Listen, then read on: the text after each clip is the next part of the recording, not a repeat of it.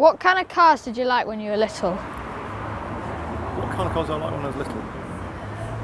It sounds really old, really old. I'm quite old, so it's things like MGs and midgets and Spitfires and all that sort of stuff. I'm actually still quite like those. I've got a shed full of old cars at home. What stops it from actually taking off?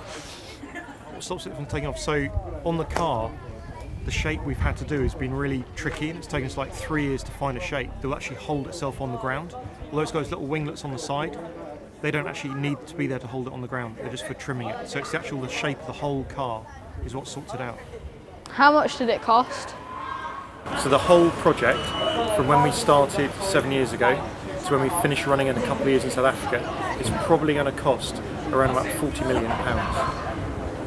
Now, as far as the Formula 1 team goes, the amount of money we needed to finish the actual car was about the same as a Formula 1 team would spend at one race weekend. So it sounds a huge number to you and me, but actually is quite a little amount of money in terms of motorsport. How long did it take to build? So the car's being built at the moment, and the car will probably take about 18 months to actually go from when we started to build it to when we finished it. How much fuel does it take to do one test? So Bloodhound's got 3 engines. So we've got a jet engine that uses 400 litres of jet fuel. We've got a car engine that uses about 5 litres, and we've got a rocket that uses 800 litres of high-test peroxide and 150 kilos of rubber. So over the whole thing, it uses about 1.5 tons of fuel during the run to 1,000 miles an hour. And how long does it take to get to 100 miles per hour? So to 100 miles an hour, it takes 15 seconds, and a Veyron will do that at 7.9, but we go from 100 to 1,000 in about 25 seconds.